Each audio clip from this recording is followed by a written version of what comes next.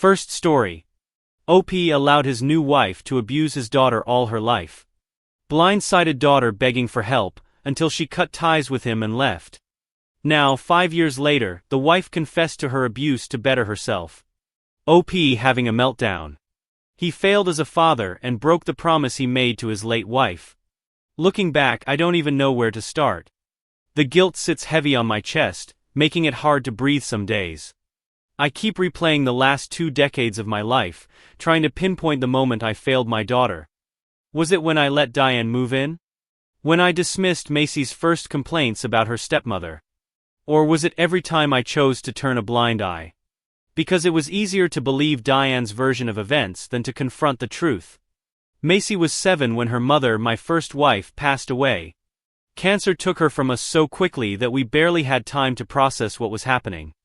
In her final days, I made a promise. I would take care of our daughter. I would make sure she was happy, safe, and loved. I thought I meant it with every fiber of my being. For a couple of years, I kept that promise. Macy and I were inseparable. I poured all my energy into being there for her, and she clung to me like a lifeline. We had our rituals: reading before bed, Sunday trips to the park, and Friday night movie marathons. She was my world and I was hers. But grief is a strange thing, and loneliness crept in faster than I expected. When I met Diane, she felt like a second chance at happiness. She was everything I thought I needed: warm, understanding, and eager to embrace both me and Macy. She said all the right things about family and love, and I believed her. Macy was 9 when Diane moved in, and at first things seemed fine. Diane took an interest in her, helping with homework and joining us on our outings. She even said she admired the bond one had with Macy, calling it beautiful. I thought I had found the perfect partner, not just for me. For my daughter too. But cracks started to show almost immediately. Diane began to point out things about Macy, little criticisms that seemed harmless at the time. "She's a bit spoiled, isn't she?" Or, "You're too soft on her. She needs more structure." I shrugged it off. Parenting had always been a balancing act, and I thought Diane's stricter approach might complement my softer one. The dynamic shifted quickly. Diane started taking over more and more of the parenting, saying Macy needed boundaries and discipline. She began enforcing roles that felt excessive, like limiting Macy's time with friends or grounding her for minor infractions. Diane's punishments were harsh: no dinner for forgetting chores, extra assignments for not saying please and thank you. When Macy complained, Diane would frame it as her being disrespectful or defiant. I believed her. I wanted so badly to believe her. I told myself Diane was helping Macy in ways I couldn't. That she was giving her the structure and discipline she needed to thrive. But Macy wasn't thriving. She started withdrawing. The bright, cheerful girl who used to run to greet me at the door after work was replaced by a sullen teenager who barely spoke to me. I blamed puberty, stress, or the natural growing pains of adolescence. But the truth was, she was pulling away from me because I wasn't listening. Macy tried to tell me what was happening. She said Diane was too hard on her. That the punishments didn't fit the crime. That she felt like Diane didn't like her. But Diane always had an explanation. Macy was exaggerating. She needed to learn responsibility. She was being dramatic. One night when Macy was about 11, she came to me crying. Diane had locked her in her room for hours as punishment for talking back. Macy begged me to intervene, to stand up for her. I didn't. Diane had already told me her version of events, painting Macy as rude and disrespectful.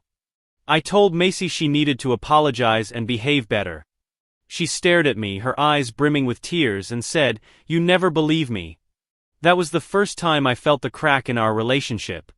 It wouldn't be the last. By the time Macy was a teenager, the distance between us was palpable. She stopped confiding in me and stopped asking for my help. She spent as little time at home as possible, throwing herself into school and extracurriculars. When she was home, she stayed in her room, avoiding Diane and me.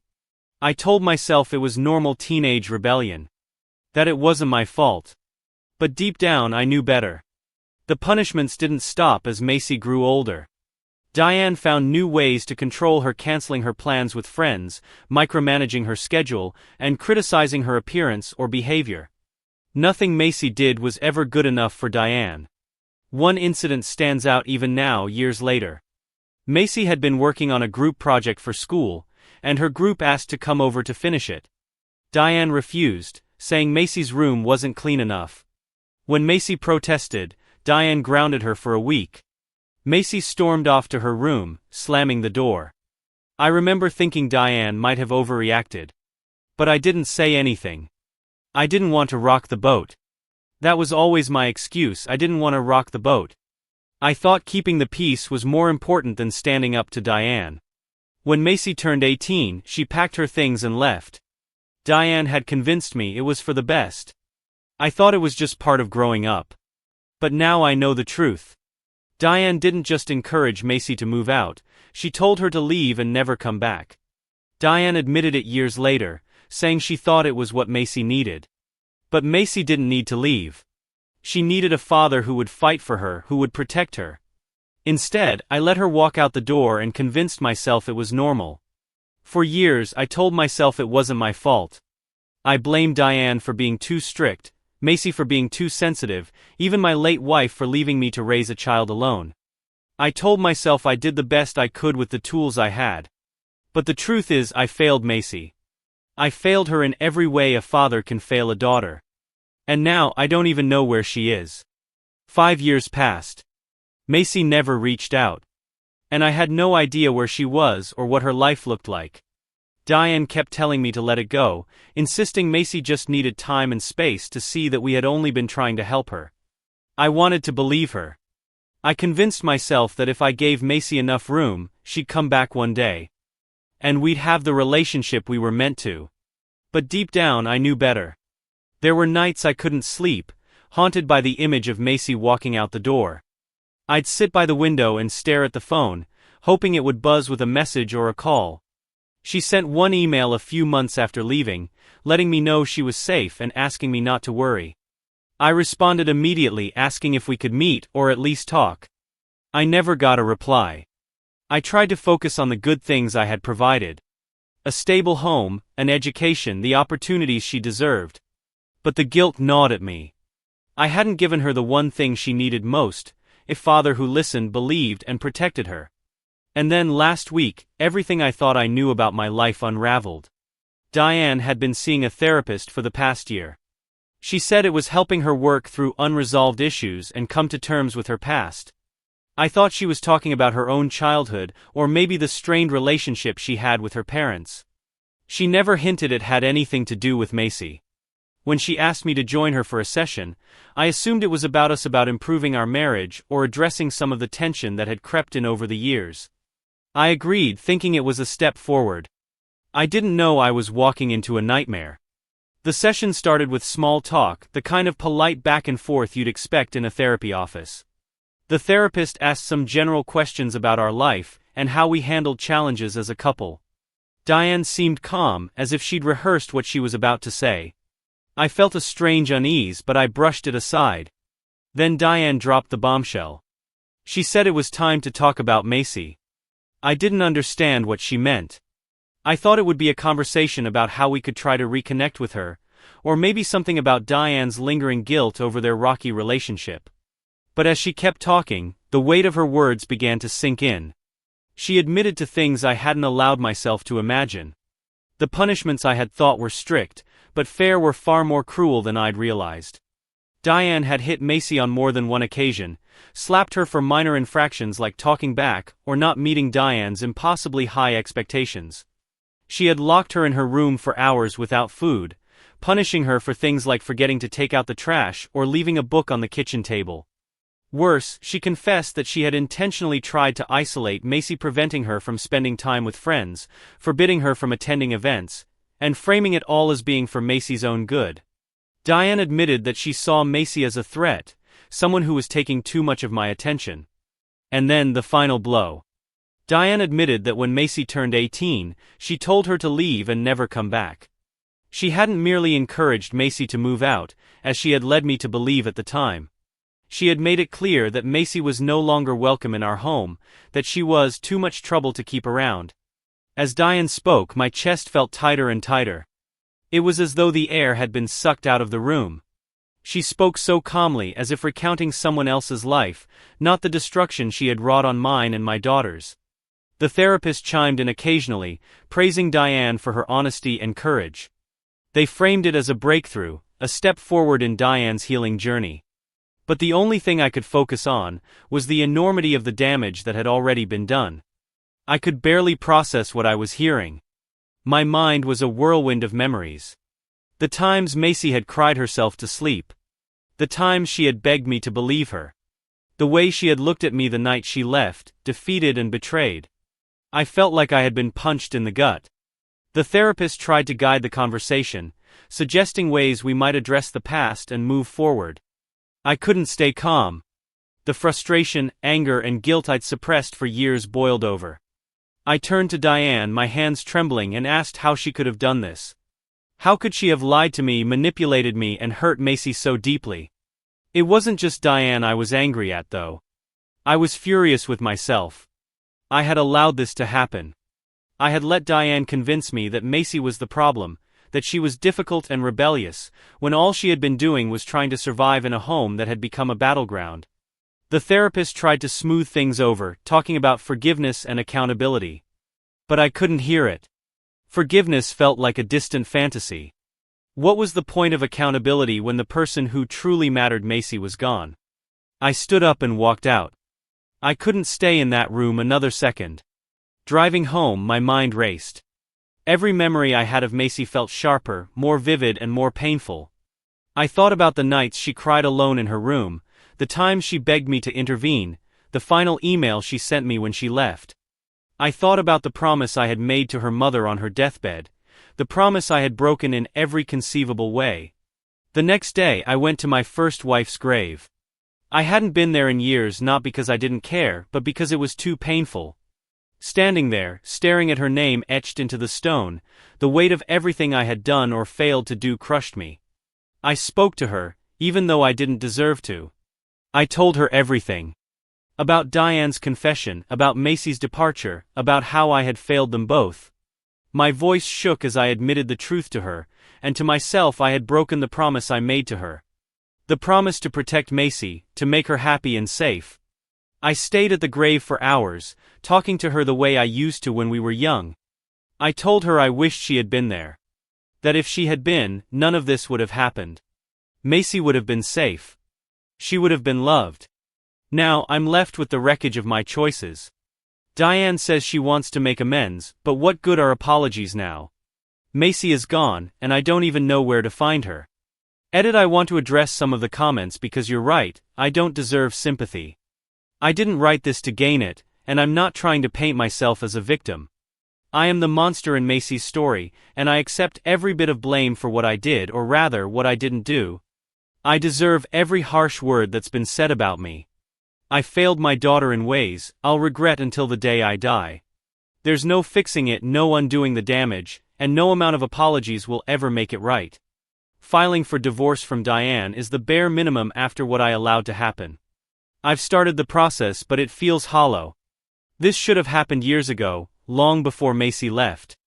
But I was too much of a coward to see Diane for who she truly was. I wrote this because I have no one to talk to. Diane is constantly begging me to reconcile, apologizing and saying she wants to work through things. But I can't go back to that house. I haven't stepped foot there since the therapy session, and I don't think I ever will. It's not a home, it's a graveyard for every broken promise I made to Macy. As for my daughter, I don't plan to try and find her. I have no right to step into her life and potentially ruin it all over again. Wherever she is, I hope she's happy. She's a smart, resourceful young woman. And I'm sure she found her way, even without me. I like to imagine that she continued her education, built a career, and is well settled. Maybe she's married. Maybe she has kids, children I'll never meet. But I hope they bring her the joy she deserves. Macy deserves to live her life without the shadow of her past hanging over her.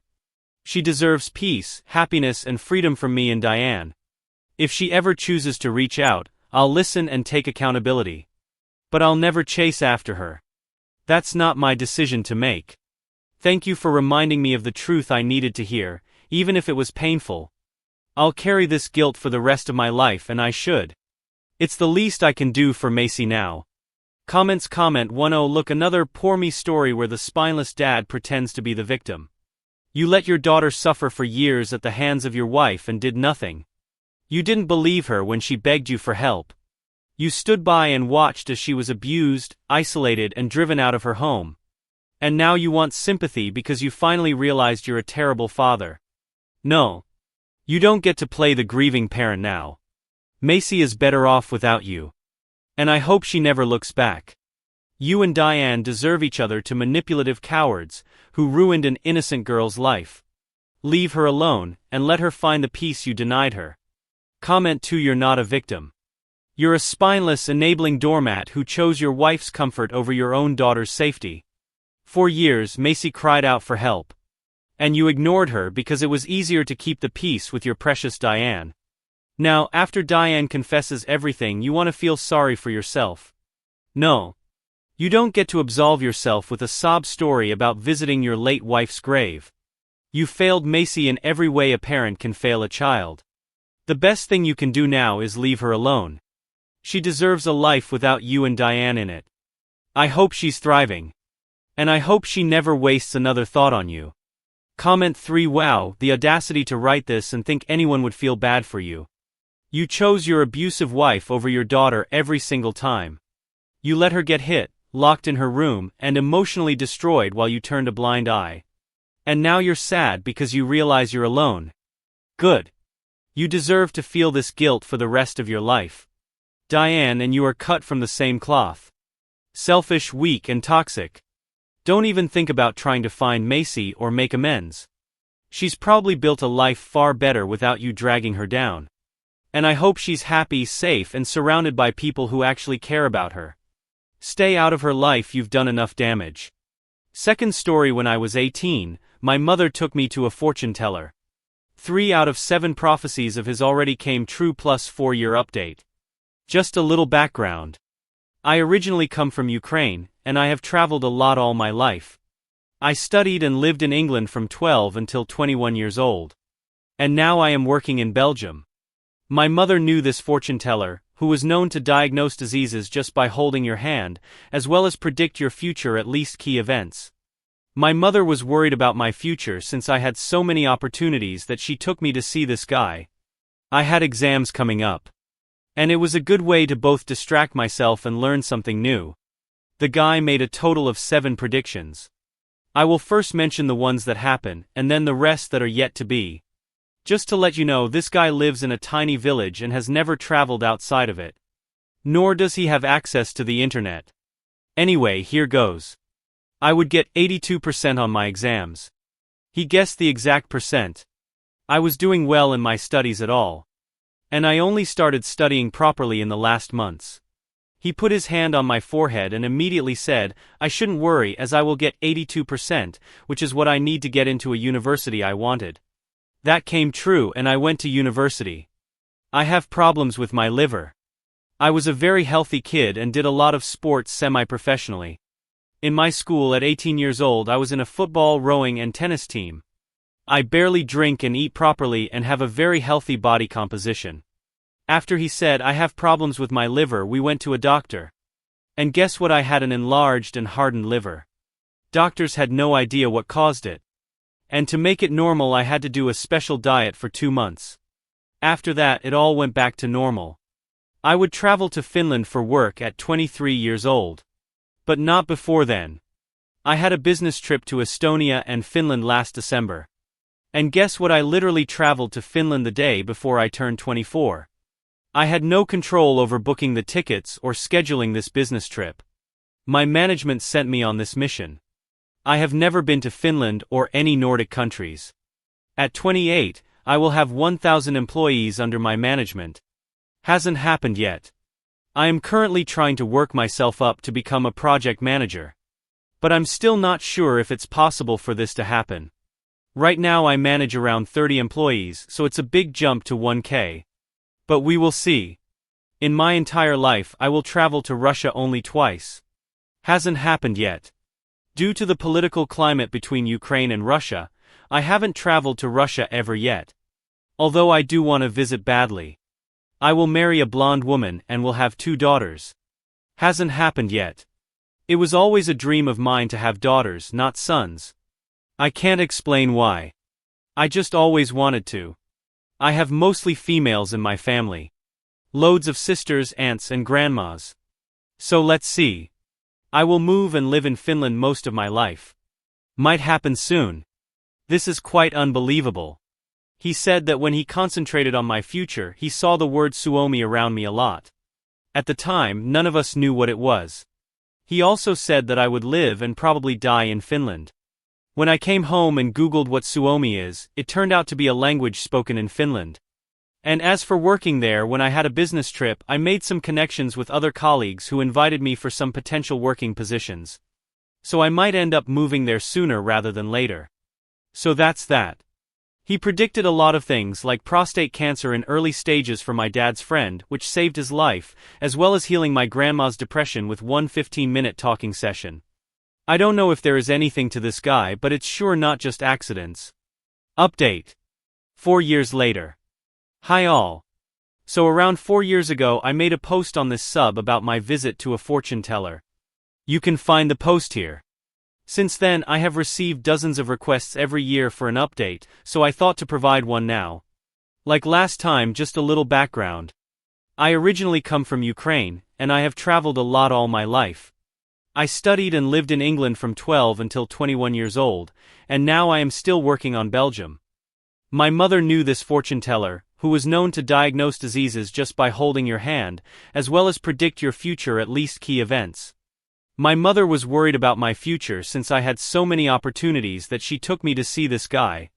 I had exams coming up and it was a good way to both distract myself and learn something new. The guy made a total of 7 predictions.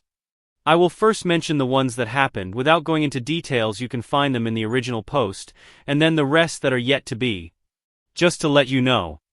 This guy lives in a tiny village and has never traveled outside of it, nor does he have access to the internet. Anyway, here goes. 1. I would get 82% in my exams happen. 2. I have problems with my liver happen. 3. I would travel to Finland for work at 23 years old, but not before then happened. 4. At 28, I will have 1,000 employees under my management. Not happened yet. So now I am 29, and I still do not have anywhere near this many employees under my management mall. In fact, my career has taken quite a pivot, and I should be transitioning to a public sector big governmental job soon. This was a tough decision that took a lot of thought and effort, so I don't know where this prediction went wrong. But I guess we can count this as not having happened.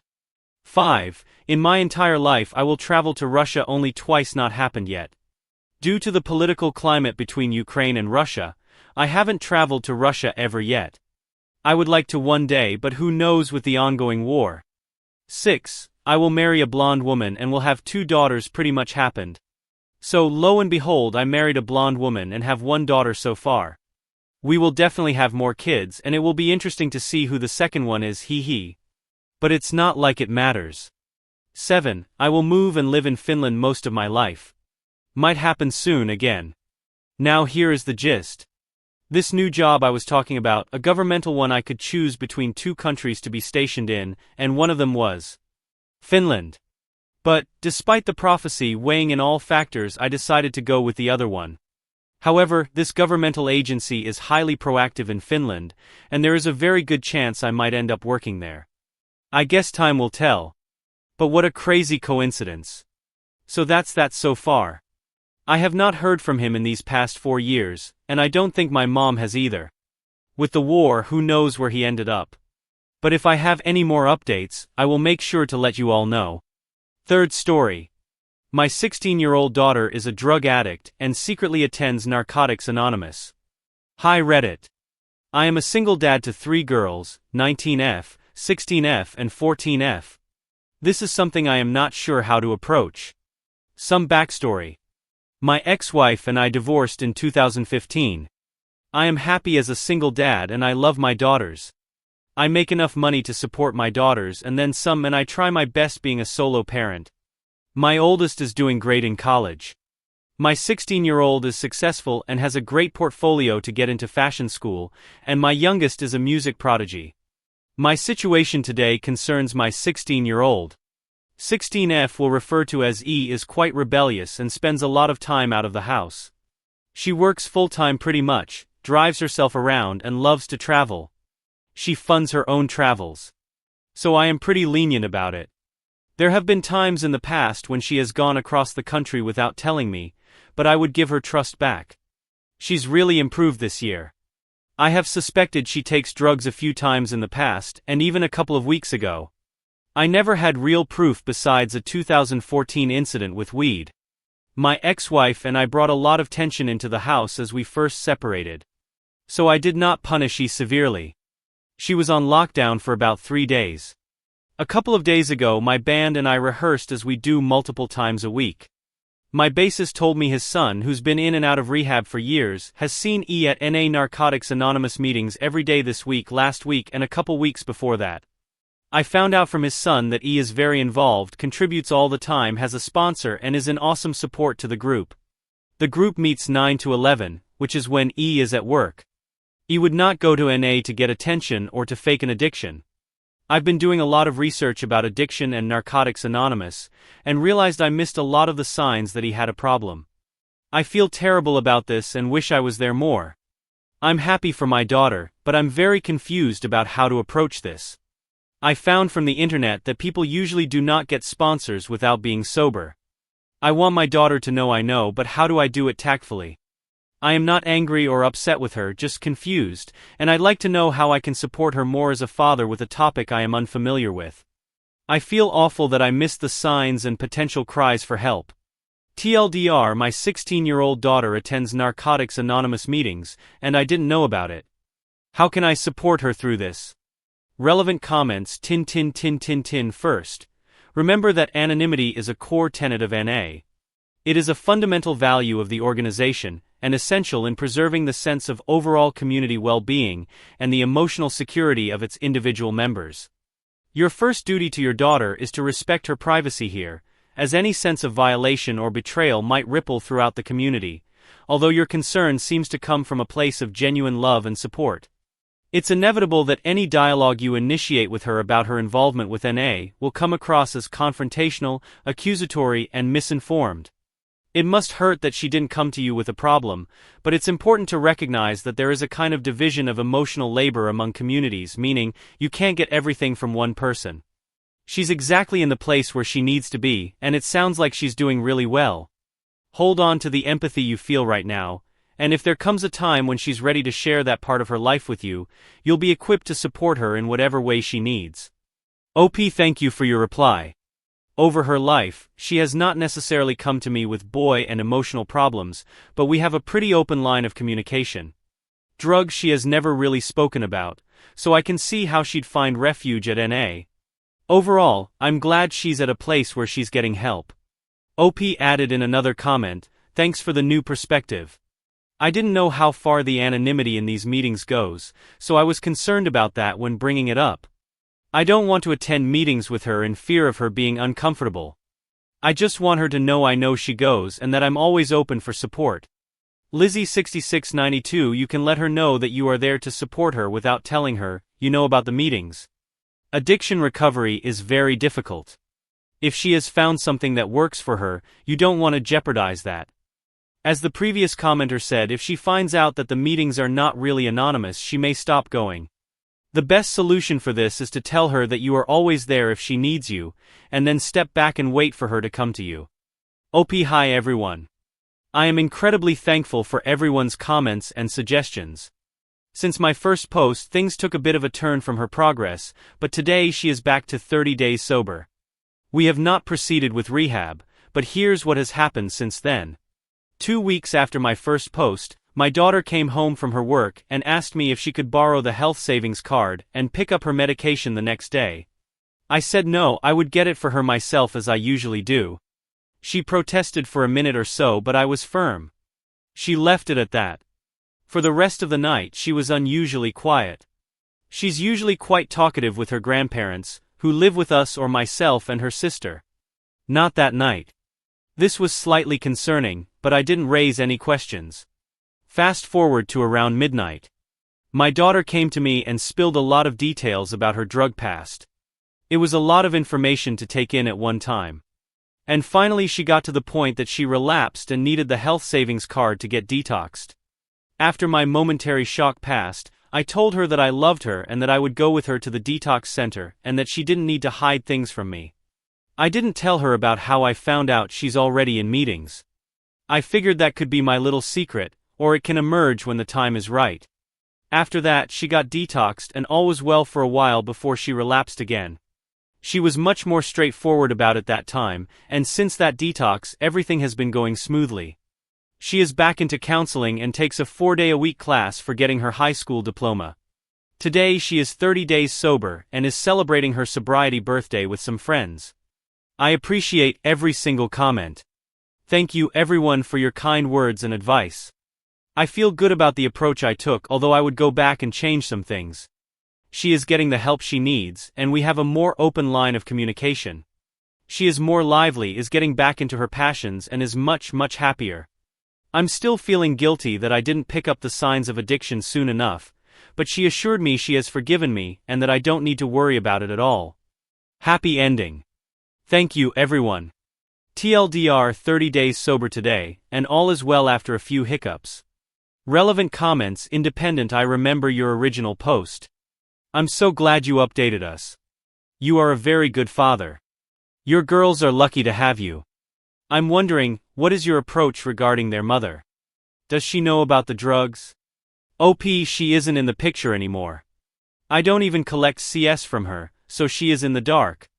The girls haven't talked to her in about a year or so I imagine the next time she talks to my daughters, my daughter in question will decide whether or not she will tell her mother about this.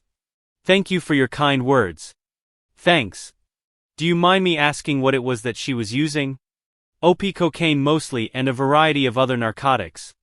According to her detox reports and drug tests, she never used heroin or anything stronger. Thank you for watching the video. If you are interested in listening to these kinds of stories, we've got more in store for you. Simply subscribe to our channel.